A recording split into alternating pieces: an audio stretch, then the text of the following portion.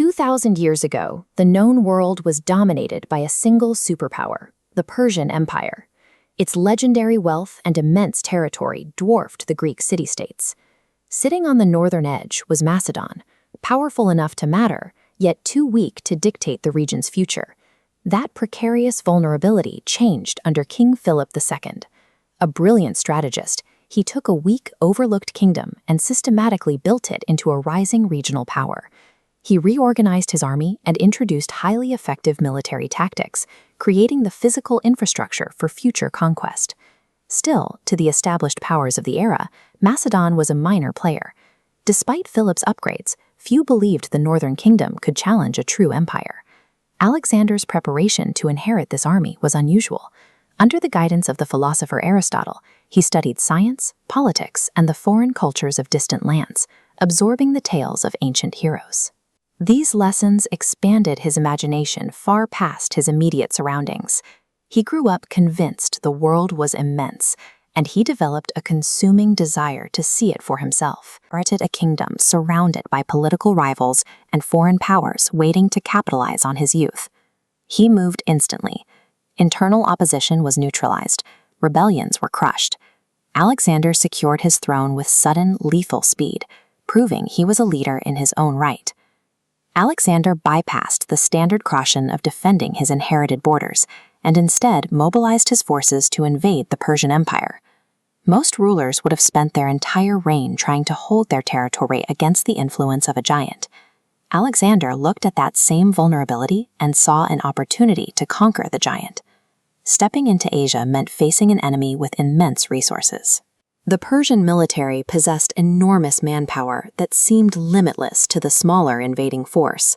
Alexander countered their sheer size with extreme speed and battlefield flexibility.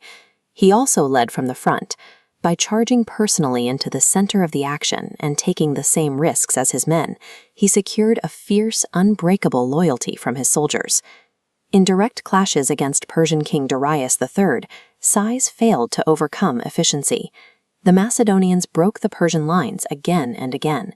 What seemed permanent suddenly appeared fragile.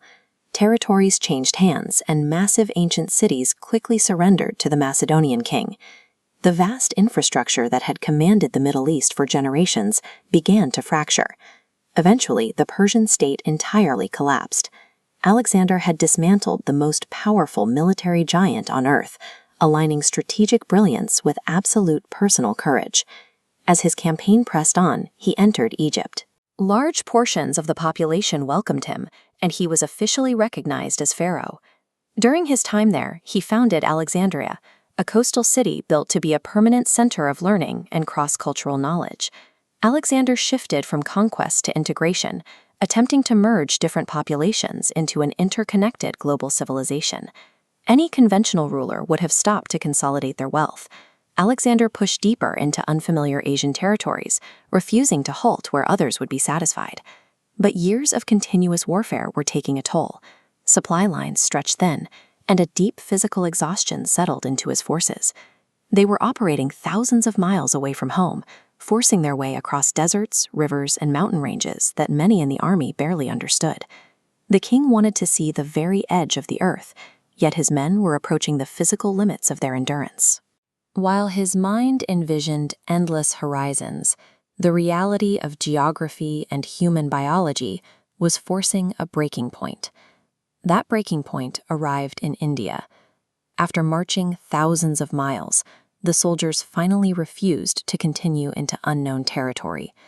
Physical exhaustion accomplished what no enemy general could. His men simply hit their limit. Facing an obstacle he could not defeat with strategy, he reluctantly agreed to turn the army around and end the eastern expansion. The king, who refused to accept the boundaries of the map, was finally forced to surrender to human endurance. He never made it back to Macedon. In 323 BCE, at 32 years old, Alexander died suddenly, leaving history to debate the details of his final illness. The dream of endless conquest vanished with him, and his massive empire immediately fractured as his successors fought for power. Yet his influence survived the political collapse. He had connected global trade routes and spread Greek knowledge across continents. Today, his name remains a symbol of ambition and the refusal to accept limitations. But despite conquering the known world, he ultimately succumbed to the one barrier no human escapes: time. Alexander's story resonates because his brief life proved what is possible when a person pushes against every boundary, coming remarkably close to outrunning time itself.